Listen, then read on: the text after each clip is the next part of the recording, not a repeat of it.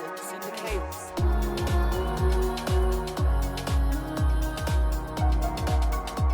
Wicked witches.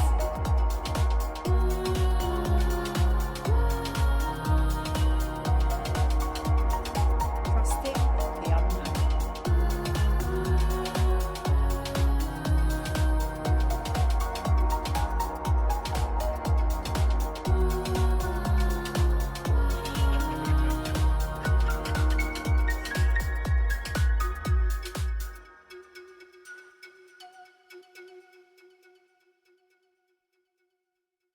Welcome to the Nonsense in the Chaos. I'm your host, Jaylee Rose. Today I am interviewing my dear friend Naomi, who I have known for 7 or 8 years. We worked out, and I know her through creating installations and interactive experiences for the visitors who come to the area of Shangri-la at Glastonbury Festival. So Shangri-la has been around for a long time now. I'm not quite sure when it started. It took over from Las Vegas. So Las Vegas and then its more recent manifestation, which is Shangri-La, are known as the Naughty Corner at Glastonbury. And we are the late night bit. So once the main stages have closed down, then people come over to the Naughty Corner and we're up till later. And when people come to the area, there's a lot of messaging. There's a lot of political messaging. There's a lot of heart and soul in what's happening. So not only is it hedonistic and fun and the late night bit, but there's some really important key messages that we're getting across every year, and they're to do with inclusivity and creating a better future and tearing down and sending up and making fun of capitalism and neoliberalism and marketing and things like that. So it's brilliant. I love it. It's one of the most politically engaged art projects that I work on, I'd say. I mean, everything I do has got a political edge to it, and all art is political. But this is probably the most political out of the work that I do, the most overtly, I guess. And it's going in a new direction this year, which I'm extremely excited about. It's been sending up and taking the mickey out of high streets for the last few years. And we had people being estate agents and trying to sell portaloos for millions of pounds and old tents and stuff like that. And we had people doing chugging, which is charity mugging, where people come up to you with clipboards and lanyards in the street and try and get you to sign up for a charity. So we were doing things like that, signing up to give money to Elon Musk so that he could carry on being awesome while you weren't really doing anything that useful with your time and energy and money. So you might as well give it to him, things like that. And Naomi is the calm in the storm of all of this, where she orchestrates the theatre element of the Shangri-La family, and I support her and work with her. And we'd been together for a couple of days the first year we worked with each other before we clocked that we were both fools, but from a completely different lineage. And so I'm really interested to hear where she's going to go with this, because it's a completely different take on it all to the ones that we've already explored with Howard and Joe Tremarco. So yeah, I'm looking forward to this conversation and seeing which direction we're going to go in. So without further ado, here is the awesome Naomi Smyth.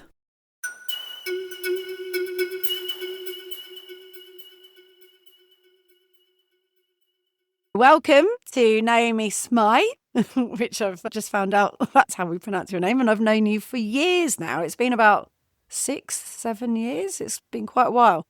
I want to know where you are, and I want to know what's going on in your life at the moment, because the last time I spoke to you, you were possibly only just moving into a house from living more on site, in a more on site situation. So what's going on? Where are you living and what are you up to? Well, I think we might have known each other for 7 or 8 years, but I am currently in a lodge, which is like a very large static, basically, like double static. You might have seen them on motorways. They're like everything else sliced in half on the back of a truck. So we've lived in this field for about 10 years now. And for the past 3 or 4 years, we've been moving in and out of it. The structures we had made the winters quite rough, like with our daughter. It's fine for us before she was born, but now we've got a much more livable structure, and it just feels like a house. Excellent. And do you live near Kay? No, around the same time, a lot of the people that I worked with at the Invisible Circus and in that whole creative community moved to the outskirts of Bristol.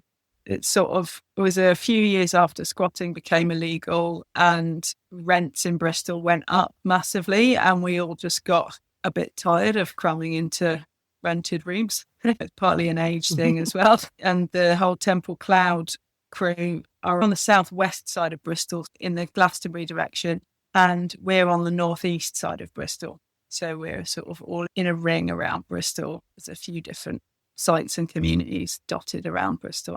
Tell me about the Invisible Theatre then, because I want to know about your journey with Fooling, and I guess maybe the Invisible Theatre is part of that. But I'm particularly interested in the fact you come from a different lineage of Fooling to me, because we've interviewed quite a few fools on the podcast, and it was such a shock when we'd been working together for I think it was like at least a day. I think it was like the second or third day of being at Glastonbury, where we were like, oh, you're a fool as well. That's why we completely get what each other's doing. And it was a real joy and such a surprise to meet someone from a different lineage. So talk about your history and your journey. I studied theatre and always wanted theatre, but I wanted to be in weird old derelict buildings with a load of weird artists from different disciplines, because that was the stuff that really excited me when I was studying it. But I didn't really think that stuff was happening very much. And then I went and studied filmmaking because I didn't want to just be doing auditions and stuff. I wanted to just be making weird stuff. In 2006, a massive art squat opened in this sort of 4-story, 5-story garage called the Audi Garage. And it was the Invisible Circus. And they were staging cabarets, specific gallery shows, and then ultimately this immense site-specific promenade theatre piece full of circus and a lot of weird characters and improvised performance and roving musicians. And it all had this kind of like anti-capitalist sort of sarky satirising, but like a lot of joy and a lot of fun as well. I just got my own video camera and I started filming them because it was like a vision of like the kind of thing I wanted to be involved in, like the happenings in the 60s and Dada and Bauhaus and just like all these nutters holding up in big old buildings and making whatever they wanted to. And I ended up following them through a lot of different squats in Bristol through to becoming a company that was more sort of negotiating access to like bigger and more spectacular buildings as the years went on. And then about 2011, so 2007, I got involved in making shows for them. 2008, I think I met Kay, been like coming up with weird characters and improvised bits and bobs with Sarah Fielding, who was like the theatrical director of the circus at the time. And then Kay came down from London and we really clicked. And she was working at Shangri-la in Glastonbury then. She wasn't in charge of the full creative direction of the field like she has been the past few years. But she'd been there from the beginning since it was Lost Vagueness. And so she really got the like how you would get into a character in an installation and you would stay in your character for 5-6 hours talking to audience members and making them laugh and just finding out what kind of interaction they wanted to have with you and like finding the game and finding the funny and like the relationships between everyone. And so she was part of the laundrettas, which was this laundrette at Lost Vagueness at Glastonbury, where you could go and actually get some stuff washed, or you could get like yourself pampered a little bit. But like it was this sort of East End laundrette where they were all like had their own characters and had their own shared history. So we really connected on that, and me and Kay and Sarah made a lot of stuff for Carnival shows. That was an Invisible Circus show. We did 4 iterations of it in this massive old derelict public building. It's like a triangle, Bridewell police station. So some of it is still artist studios, and I think one part of it's a venue, but it's for a youth project now. But when the Invisibles first moved in there, it was like derelict firemen's quarters, and I had like a fireman's pole and like a practice tower, offices, and it had cells, and it had a magistrate's court, and just all of these mad sets, all to do with power as well, you know, power and the law, and like very exciting things to be in if you make live anarchic work. So that was part of it. But in all of that, I met hundreds of people through that community. And it's still, if I'm around someone who was there at that time, out of the hundreds of people who were there at that time, there's still like a feeling of home. That's this really beautiful gift that we all had, like making those shows. A lot of people were living together. I didn't live there, but felt quite close and embedded in there. And I was still filming until 2011. I made a feature-length film, The Invisibles, called Invisible Circus, No Dress Rehearsal. And that's on YouTube now. And it's an hour and 40 minutes long.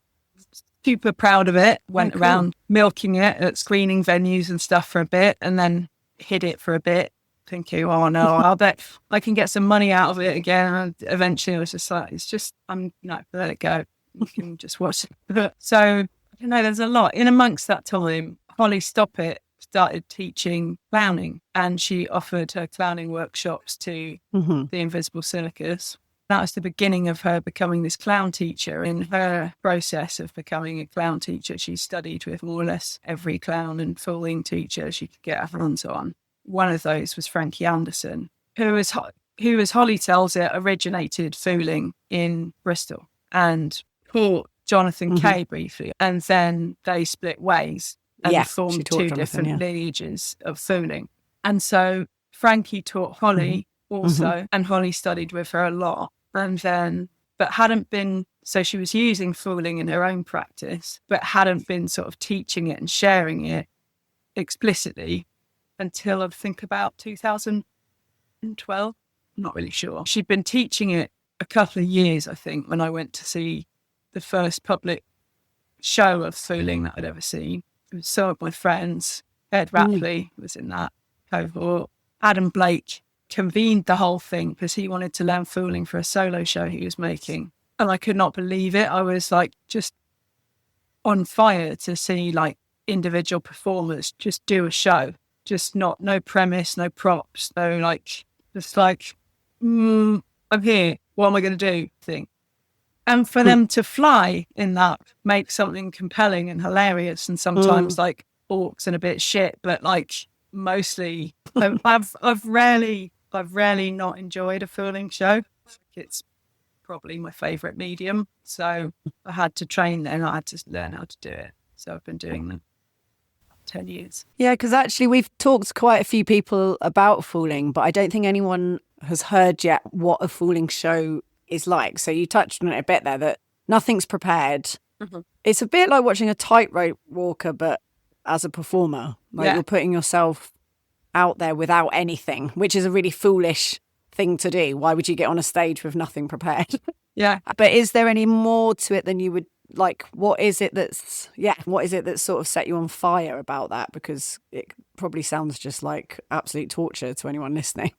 I think Holly's a good teacher of it, having been through a lot of clown teachers who will just lob you to the wolves and tear you down if you're not immediately funny, if your jokes are not like bam, bam, bam. She's sort of like, I know that a lot of performers thrive on that, but I personally don't. And I think like Holly found it sort of quite damaging to her confidence as well. But so the way she does the training is quite soft, and you kind of all learn to like support each other. And it's an atmosphere of like non-critical feedback, I think, because it kind of takes as read that if you're going up and performing in front of people without any clue what you're going to do, you're not always going to feel great about it. And you've already got plenty of inner critics who are going to give you shit about it. And it can feel quite vulnerable internally. So for me anyway, the training is in like courage and trusting yourself and not minding people seeing you struggle, not letting that paralyze you, and carrying on through the sticky bits. And so you might get like a collage of thoughts. You might get a bit of someone, because you change spots. Okay, So the way we would do a fooling show is Holly we've started sharing facilitation a little bit more now, but it was always Holly before. He would frame it for everybody and tell the audience what the form is. Because if the audience don't know that you haven't rehearsed and they don't know that none of it's written, I think for one thing, like, it's not as exciting. It's not that you don't know that there's a drop below the tightrope. So she would do that framing and holding, and then we would have slots of 20 minutes, sometimes half an hour each, and you would go on and see what comes up first, and whatever comes up first, you would play that. And that's very open, because as a form, it is very open. A lot of people, their first fooling shows, or like when you're training, a lot of what comes up first is like howling terror. And it's like, you're advised to sort of play that. If that's what's there, like, play it, show it. And I always say it's so funny, because that is like, when the audience understand what you're doing, if they see a performer play that, they get it immediately. Because that's the reason everyone doesn't do it. It's like, that's one of the things that comes up. It's just like, what am I going to say? Terrifying. Like, what if I say nothing? What if this is shit? What if I say something really self-incriminating? What if what if I haven't earned my place on this stage by the end of it? And it's like, but usually, even if the first thing is howling terror, or each piece, each personality or mode that you go through, each fragment, we call a mask.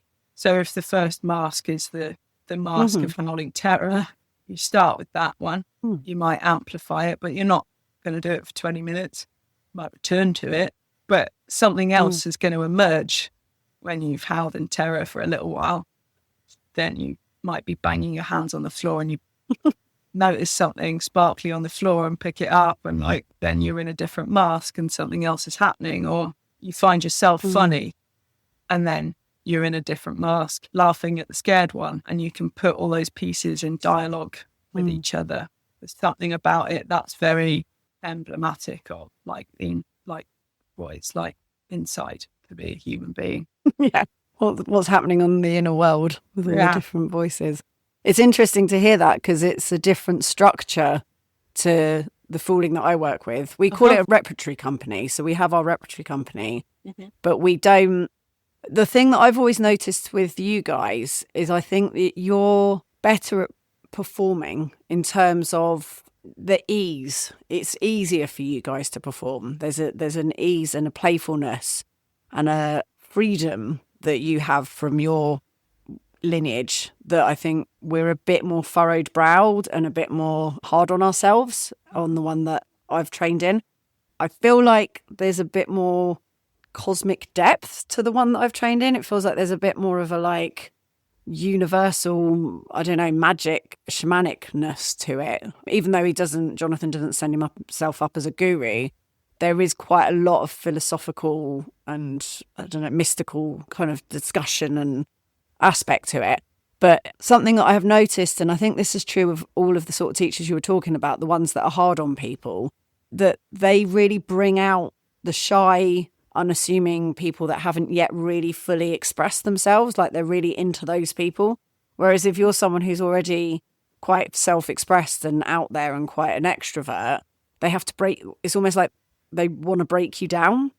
And I don't know whether it's because they themselves were people that were quite shy and they don't like confident people, or whether it's because people with a bit of ego, I don't know. I don't know whether it's for people with a bit of ego needs breaking down a bit. I don't know what it is, but I kind of got to a point in myself where I was like, I don't think you're ever going to forgive me for how confident I am. And it's not all ego. I struggle to, let go of my ego, but I think everybody does. And so I found it refreshing to be around you guys, because it felt like the people that you work with and bring to Glastonbury and the freedom they had was from a much more confident and playful place, and less melancholic and kind of delicate and gentle, which is what it felt like my world. Basically, in my world, if you're a melancholic, shy, gentle, delicate thing, which is wonderful because they've got so much to give and often don't have a spotlight and centre stage place to do it, then they really shine. And us sort of more confident people are a bit like, shut up. Whereas with you guys, it was like everyone could just go for it and be as big and loud and crazy as possible. And that really suits Glastonbury because you can't be all delicate and vulnerable performing at Glastonbury. You've got to be very thick-skinned. So it was refreshing for me. I really enjoyed that. Oh, good. Yeah, I think I've always tried to have a few fools at Glastonbury with me, but increasingly they're people who've just done improv or different types of training who haven't necessarily done the full school. But it's definitely, I think a lot of people as well have just done a lot of festival work, and you do end up with this sort of Teflon skin about you. You've got to engage the people to come and play with you because that's what you're there to do. But then also you get shy people, you get wasted people, you get handsy people, you get aggressive people, and you've just got to, whether you're trained as a fool or not, it helps. I will say that. But either way, if you're going to keep going back at Shangri-la, you have to understand that it's not like an audience that's going to sit and be quiet and you don't know what the individuals are thinking. Those individuals are going to come and splatter their personality onto you as well. And it's just whoa, yay, right. I'm staying in character, I'm doing my thing. Are you enjoying it?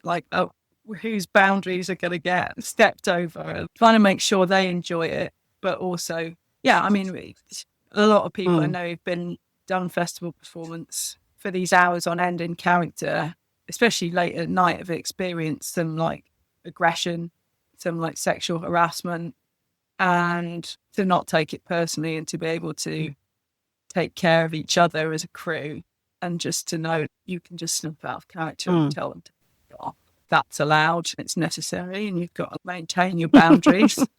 Different kind of improvisation, right? Interpersonal, dealing with whatever comes along. And then someone might be super shy and just really curious and intimidated to talk to you, and how easy and fun can you make it for that person to engage with what you're offering?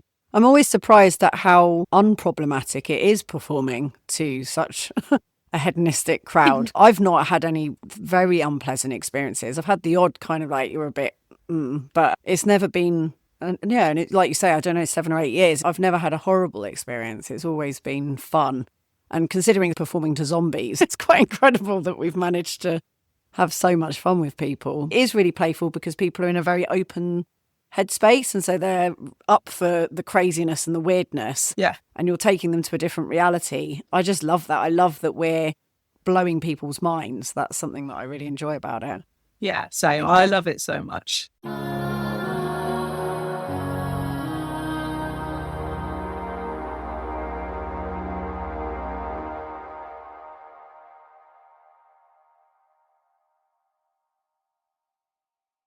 I wanted to ask you about the work that you've then moved on to doing, because you've gone into quite a different direction and you're doing your PhD. Are you still loving the work that you're doing or are you sick of it and you never want to touch it ever again? But tell us about where your trajectory has taken you since. Yes. Wow. So from back when I first started with the Invisibles, I've always had a tech angle to my work. During that time, I was a university technician teaching video tech, so video cameras, microphones, edit suites, and making video myself. And I brought that into the Invisible Circus stuff. So I'd looping TV channels, different shows we were doing. So found footage and old adverts and spoof adverts that we had made, and spoof TV shows that we had made. And it would all be this this is what I think the telly would be like in this world. Working at a university, I work at Bristol University, and I have often had that as a part-time job that enabled me to do my creative stuff and take advantage of the long academic holidays when they didn't need me as much to kind of use their kit and stuff like that. It's been quite supportive for my practice. In media studies, you come into contact with people who are using tech for the arts. One of my colleagues was into immersive sound, so we made a binaural sound installation. I drew on the fooling for that. I researched it and wrote the script and performed it. My friend Ruth, who's done a PhD in binaural sound, sound designed it and edited it. I made a little installation that was a writer's desk called the Writing Mind. So the voices in the head would, when the writer sat to write, would come from all these different directions, and there were sort of distractions and fears and self-doubt coming from around here, and like focus and like seeing the light ahead coming from this way, and like kind of placing those voices that you would get in a fooling show kind of around the head in the soundscape. And I applied for a PhD in emerging technologies. What I was going to do was look at big productions like War of the Worlds, or Boomtown at the time had a whole venue that was full of a lot of VR experiences. And I'd been working for them for several years at that point as well, running micro venues.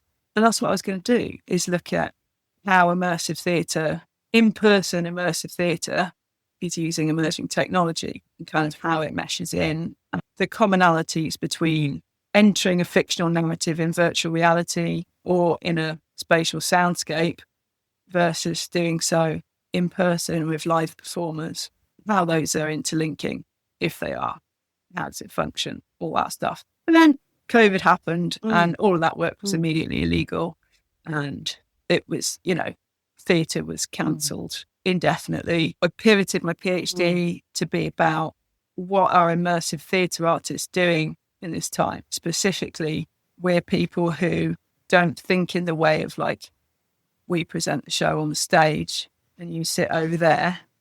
Doesn't translate perfectly to video. Everyone knows that. There's a shared experience. There's an embodiment that's missing. It's like you're in a space that's resonating and vibrating with whatever's going on the stage and whatever everyone's feelings are.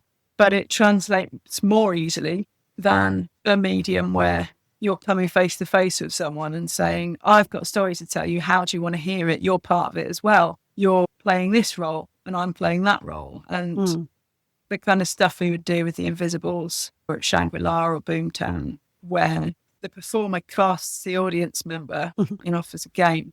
So we've done job centres, we've done cool campaigns, we've done charity muggers, like street charity muggers last year, and playing with these interactions that people already understand, but that aren't usually a source of what happens when you can't be close to someone, and what happens when you want to establish that like reciprocal content and make a conversation happen. And that part, the reciprocity of it, the back and forth of it, is the pivotal part of it. Because in my experience, that part is very dependent on eye contact, body language, all the different types of body language, how close someone's willing to stand to you, their gestures, their posture, what you can hear and sense of their breathing, like eye contact, super important, tone of voice, stuff like that. And like we can do some of that over video, but you can't see my whole body. And the eye contact is an illusion of eye contact, like I feel like I can look into your eyes, but it is just a picture of you. And the frame is not, if I'm looking into the eyes of the audience, I'm staring into this like pinhole camera on my laptop, which feels completely dehumanized and weird, but I'm making like eye contact. So what were immersive theatre artists doing to get as close as possible to that feeling? So I've got 3 case studies. One is a telephone show, amazing telephone show called The Tele-Library by Yannick Trapman-O'Brien. One-to-one phone conversation where you bring part of the show and he brings part of the show, and it's very reciprocal. But there's no non-verbal communication. It's Welcome to Respite. It's a social VR show that takes place in VR chat. You need a headset, which makes it quite inaccessible for a lot of people. But that's a beautiful show as well, because you can make the audience member into this small child and the performers play the parents, and you know what the role is, and you play out this drama. You're playing someone else and their childhood memories, and it's quite disorienting, and it's a bit horror coded as well, nurturing and holding of like how intimidating that might be for an audience member. Come and play in a completely alien digital environment. And another one was like a Zoom show in boxes with kind of cutting between performers. And that was the least reciprocal. But you could be present as an audience member by sort of lighting yourself in your home so the audience could see each other, which is a thing that wasn't available in the others. And one whole chapter is all the stuff that I tried out with my own work and with Beyond the Ridiculous with the Fooling Company.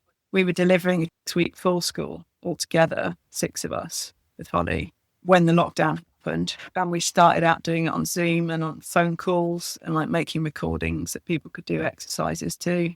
And gradually built up to doing a fooling show on Zoom. When the lockdowns were just like starting to lift, about half of us were comfortable to be in a theatre and the other half weren't. So we did a show where 3 of us performed at home on our screens, and that was streamed onto the back of the stage at the Wardrobe. 3 of the performers performed in person at the Wardrobe, and we had like an invited of 10 people, gave them free tickets, and they all had to wear a mask and stuff like that. But we also streamed that whole thing to an at-home audience. So that was many...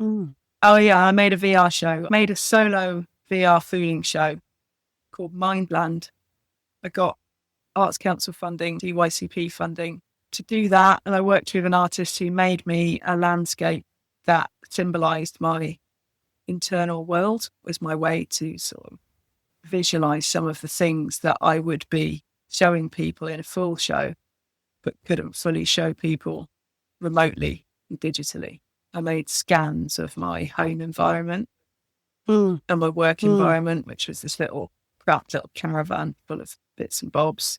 There were characters, different avatars that were like my younger self, and different masks of mine. I would switch avatars instead of just doing it with voice and body language like I would on stage as a fool. So that was an interesting experiment.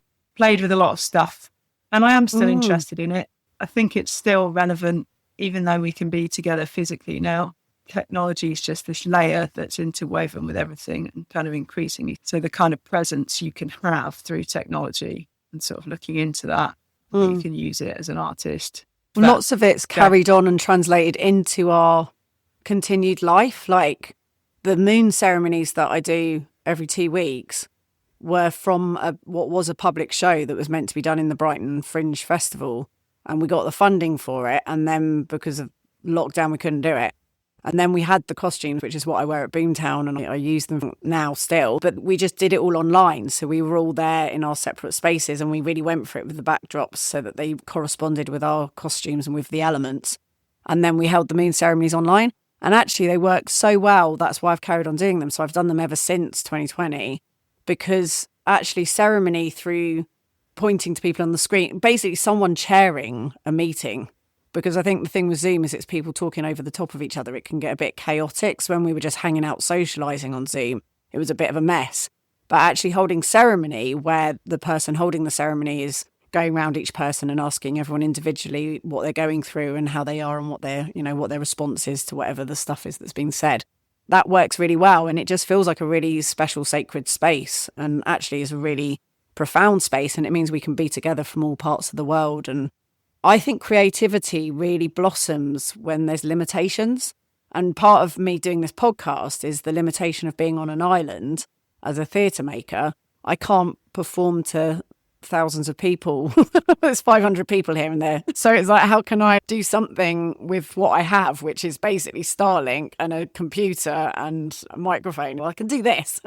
This has been what I've come up with. And it's lovely because I wouldn't have done this otherwise, but the limitations have pushed me to do. So yeah, it's cool. I just wanted to say about immersive theatre. The thing I love about immersive theatre is that it's about reality. The thing I got from Fooling, which is the cosmic bit, is that the whole of life is theatre. You know, I can totally see that in the work that you do as well. Playing with people and pointing out that we're all playing roles and that we know how to behave in this situation because it's a script of sorts. And that we're always able to twist that script and mess around with it. You realise that the whole thing's made up and that we could do something different with it. Exactly. When people realise, oh, I know the script, I know the cues for this, we get to do it slightly differently this time. If it's a game, everyone knows it's a game. Yeah. It's important. Brilliant. Right, should we pull cards then?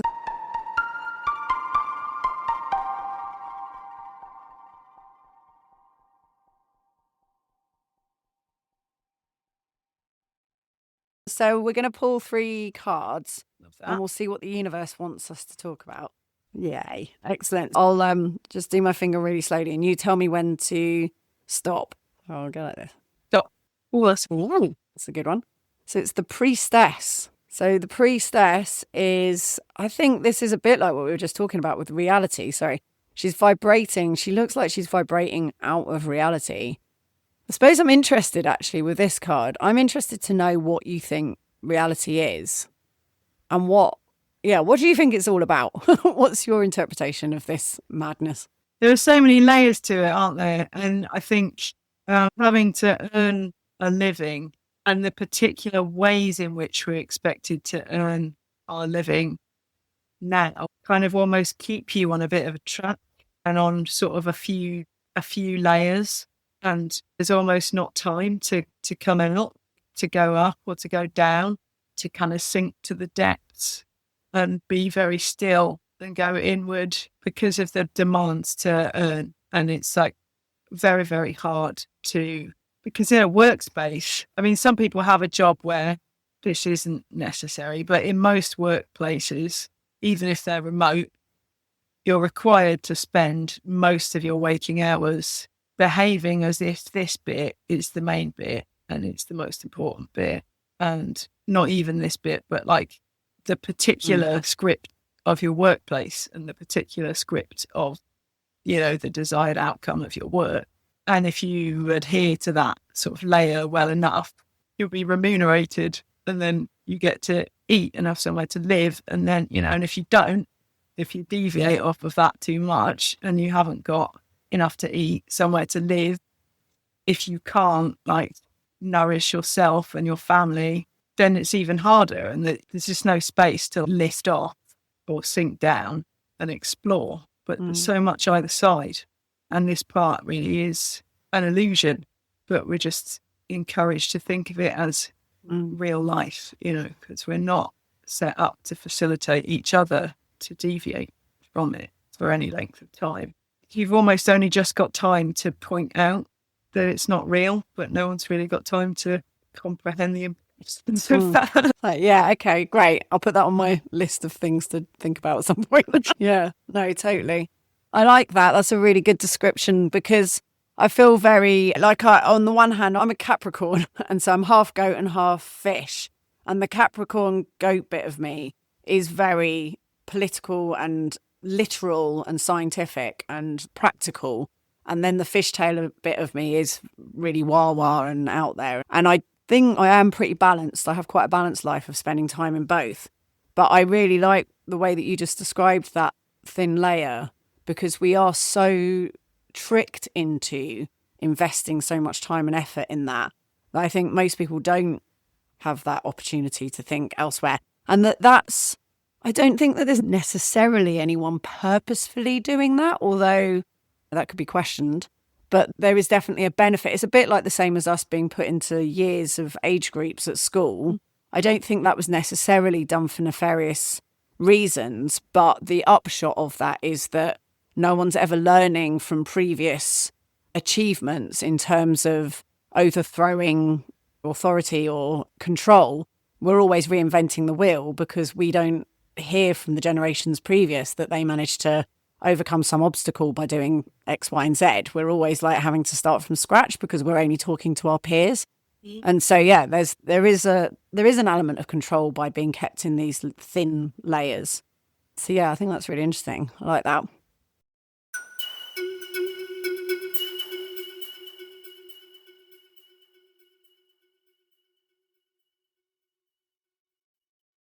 If you enjoy this podcast, then please consider supporting me on Patreon, which is patreon.com/Jolie Rose.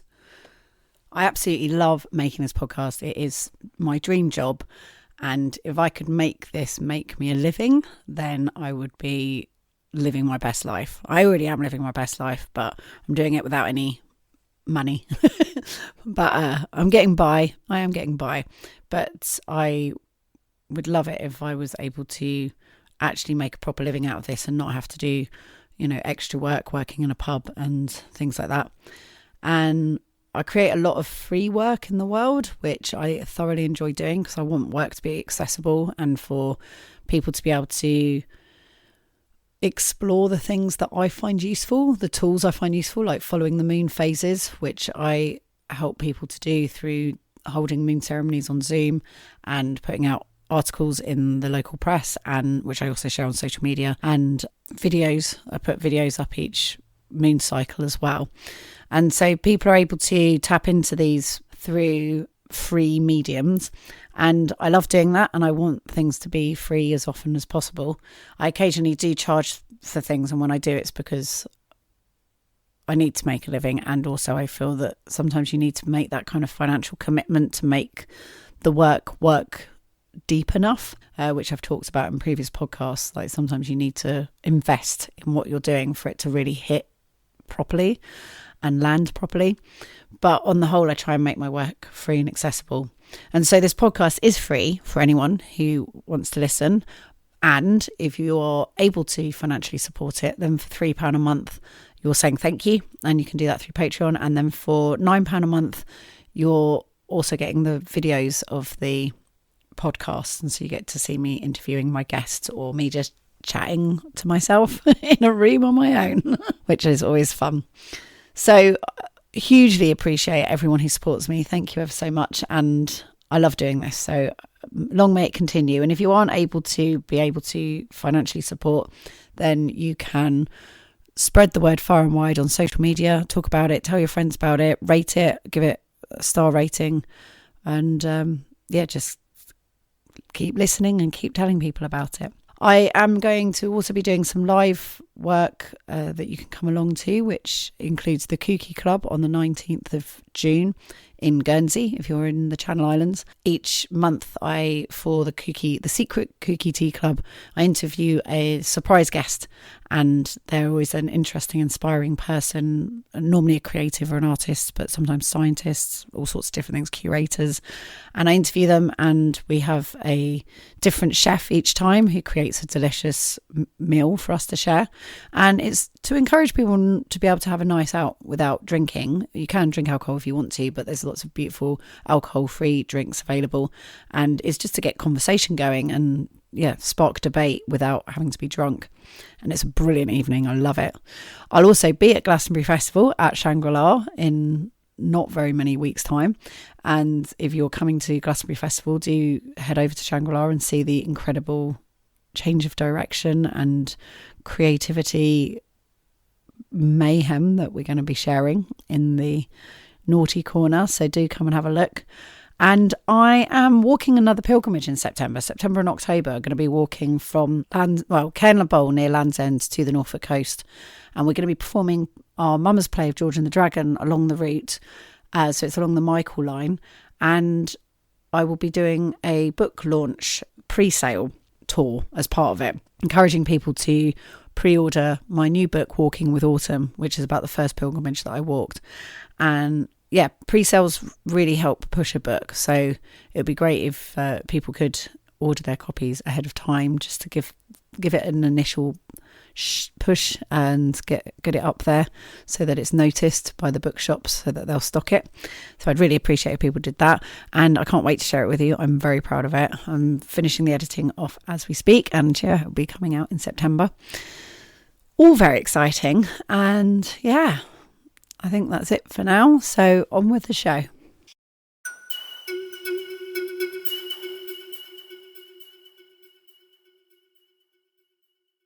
Let's do another card. Yeah. Oh, right then. You can tell me when to stop. Gain. That's an interesting one. I haven't pulled that one for a while. So this is the 9 of discs. So this is an Earth card. We've just had the Earth dark moon. So we're in a kind of earthy energy at the moment. So this is gain. I mean, what does that mean to you? Is there anything that means to you, or even looking at the image, whether that means anything to you? Gain with an N. Yeah, Gain. Yeah. It's quite an interesting word because it's a bit like, what does gain mean? How do you gain? Yeah, I mean, you're talking about the earthy energy and living in a field that's very current at the moment, like how everything has been working on busting out for quite some time, and now suddenly it's all ready. It's just like the hawthorn and the magnolia has been and gone almost, and like the wild garlic, and it's all just like, so there's that.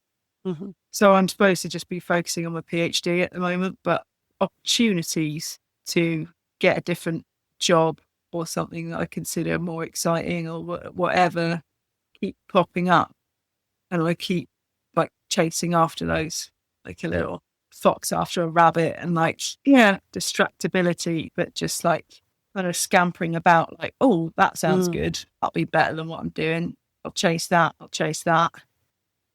Yeah, it's a lot of work, and it's quite fragmenting of my attention.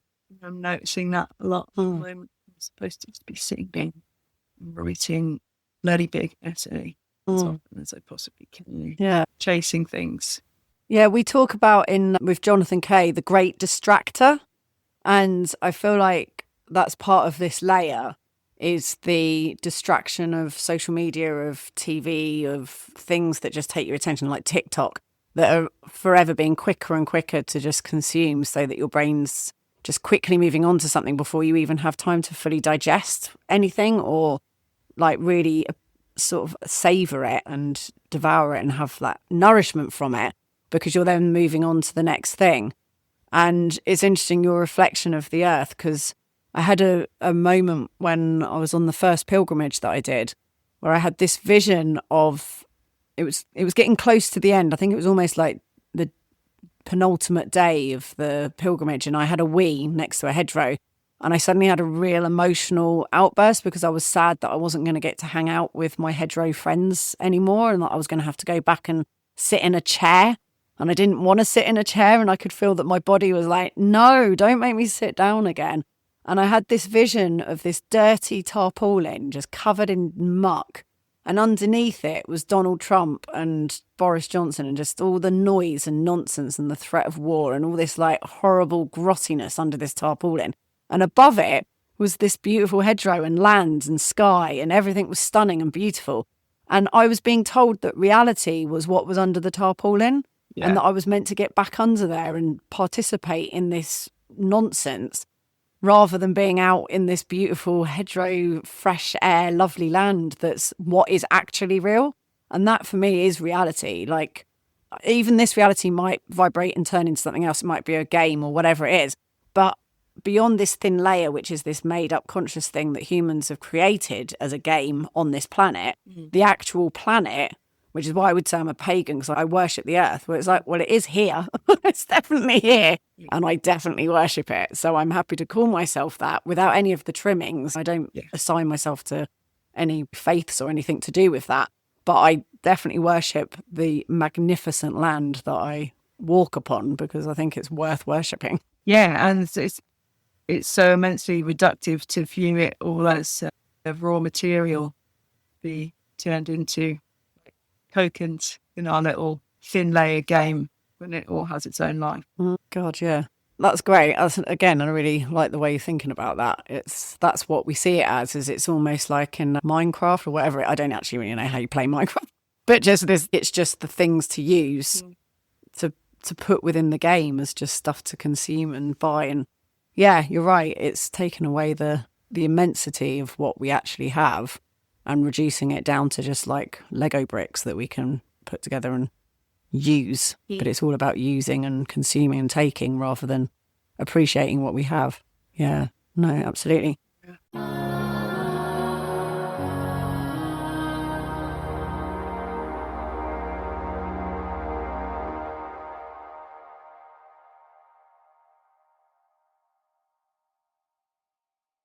Great, let's do another card. You say stop. Stop.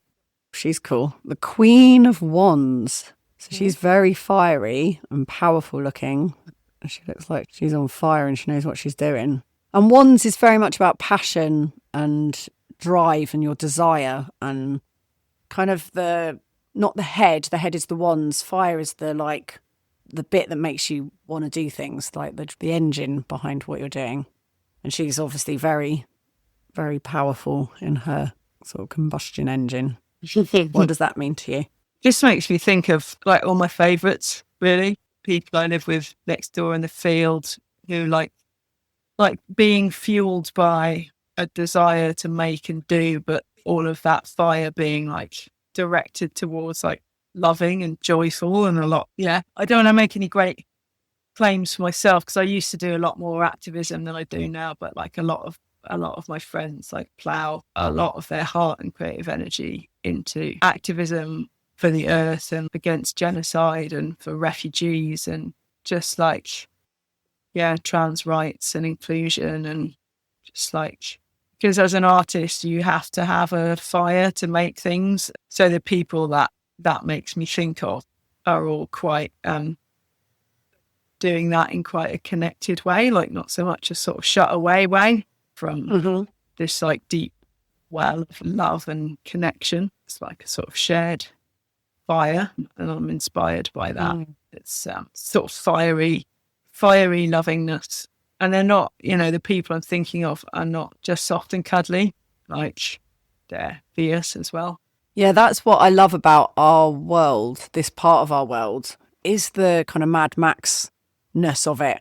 There's so many times when I'm at Shangri-la or like at Boomtown and I just think we're on the right side for the apocalypse because we're really strong with nails, we know what we're doing, and we're going to have a really good time while we're doing it. So I'm definitely well up for being with us guys because we're going to have fun. We've got all the best music. It's something to be so proud of. Yeah, people who can make a whole world, build a whole world from scratch. Yeah, exactly. I think being in the squat space meant that we had the space and time to create things. And I think it's harder nowadays for young people to have that space because squatting's not legal anymore. I mean, there are ways of doing it, obviously, but it just feels like that was a privilege for our moment in time, for us growing up, was that we were able to experiment and we had that space for that to happen. Yeah. And yeah, I feel like working class people are no longer part of the creative world or the artistic world that's the sort of mainstream artistic world in the same way anymore. And I think that the lack of squatting is a huge part of that. I think that we've been put at a huge disadvantage to not have that space and time to be able to create. Yeah, I mean, I grew up pretty middle class, but it's a lot to me as much as it is to the entire world that it's so much less accessible to have that creative freedom as a young person and to connect with a really wide range of people who want to be making stuff and have skills and the drive and deserve that time, that space to do it. But it's so much harder because of like, every space has to be making money for somebody. It's a massive loss.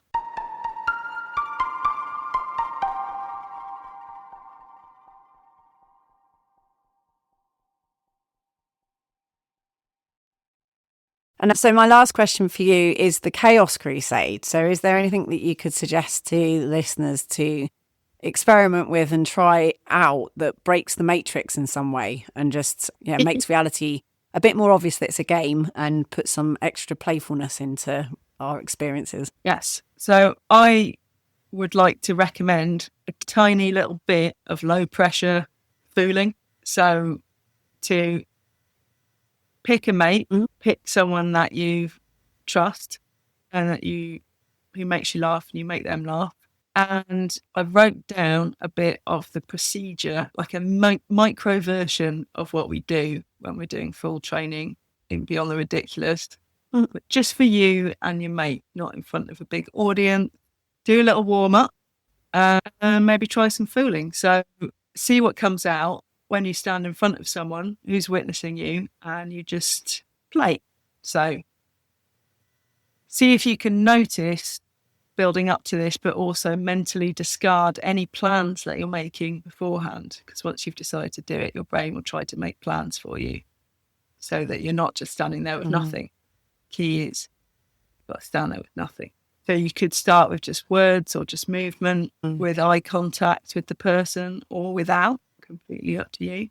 Outdoor fooling can be pretty fun. It's a lot more to look at and interact with. Stay open to all the sensory environment around you, basically. So it's not just your brain, but also your body. What's your body feeling? Make something out of that. If you feel awkward or horrible or angry or shut down suddenly, See if you can just let that show, see if you can amplify that and not pretend that those feelings aren't there, because they might just pass if you play them out and you're only with your trusted buddy.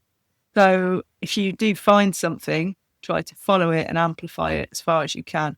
During this time, you're running a timer, okay? So I recommend 2 or 3 minutes, 5 if you're feeling super brave and your buddy is up for it. It can feel quite long, even if it's just 2 minutes. And then when the timer goes off, sit with your buddy. The feedback model that we use with Holly consists of a series of questions, and the questions don't leave any room for saying, that was rubbish, or here's the bit I didn't like, or here's what you should have done. You throw all that out.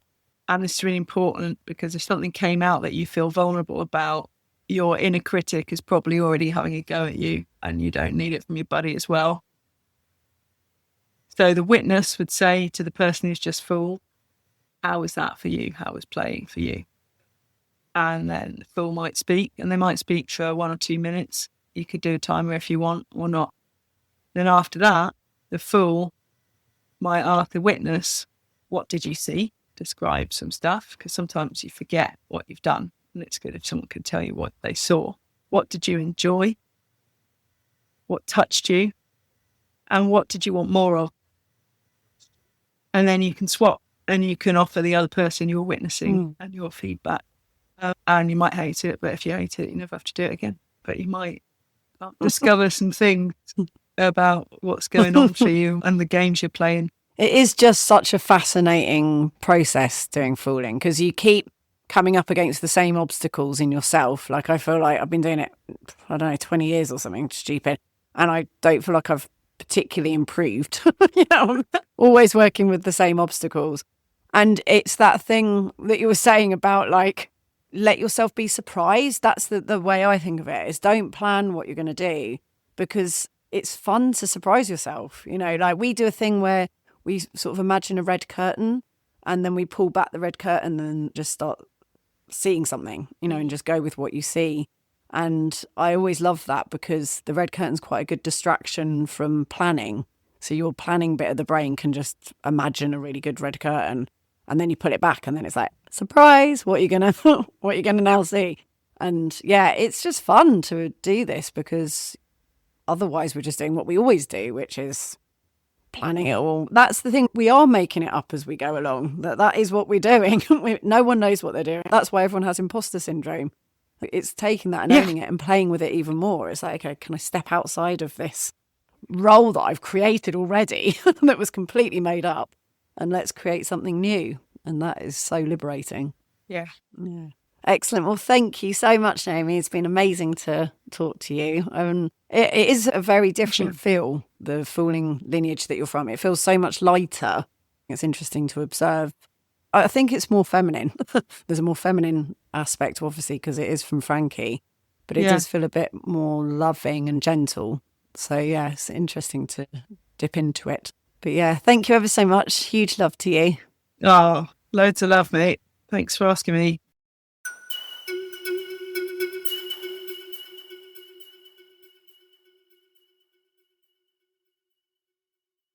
That was the awesome Naomi Smyth.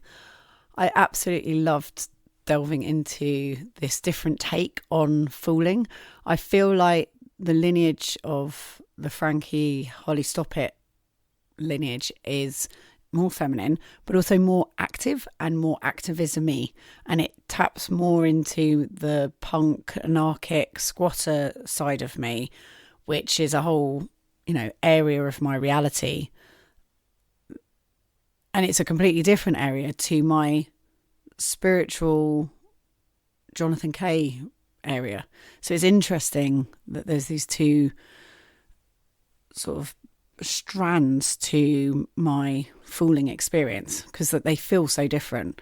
And it was great to talk to Naomi, because she made me think about things from that perspective, from this other strand perspective. And yeah, I love it. I love how different reality is all the time. And I think everyone should definitely have a go at fooling. Brilliant to just do it in your living room with a friend. I realised that, you're doing it all the time on your own. It's as soon as you've got someone there observing you, it's the word permission. It's giving yourself permission to be who you are and be as relaxed and as crazy as you are when you're on your own, but with other people. And you probably don't even notice you're doing it when you're on your own, because you're just doing it with yourself. You're just in your own head doing whatever. It's giving a permission. It's such a key word for me, giving yourself permission to own the creative and spiritual and playful things that you're doing, for them to be able to suddenly be shared. And by doing that, it suddenly ramps them up. Like, oh my God, you got to own them and feel proud of them, or feel that they're valid to share. But they are. And when you do, everyone loves it because they can see you're sharing your inner world, and then they feel like they can too. And that's the whole relationship of the fool and the king, is that the king is used to everyone, kissing his ass, and then the fool is just being themselves. And because the fool is being themselves and saying it as it is, and not pretending to put on some act, it means the king feels like they can. And that's what you're doing with the fool and the audience, is you're sharing yourself so that the audience feels like they're able to. And then everyone is being more honest and open and playful, and not just pretending to exist in the theatre show of life that we've created. Like, this is how you pretend to be a human, and this is how you pretend to be in society, and this is how a community is meant to behave. It's all made up, and by fooling it gets that out there and shows that. And so that's why it's a deeply spiritual thing, which is more like my Jonathan Kay world, and also a great tool for activism and messing with reality and questioning the constructs of reality, which is what the more activism-y Naomi strand to fooling does for me. So absolutely fascinating. I love it. It's so interesting. And I'm going to definitely go and do some Holly/Frankie workshops to dip my toe into this other version of the art form that my life's been changed from exploring. So why not explore it even deeper and go in some different directions with it? So I'm going to go do that. That's my I'm going to put that in my things to do either this year or next year. Give that a go. I definitely think you should too. Go and do a workshop either with the female lineage or the Jonathan Kay masculine lineage. Go check out Frankie, check out Holly Stop It, and have a go. I dare you. Thank you ever so much. It was wonderful to speak to Naomi, and I shall see thee anon.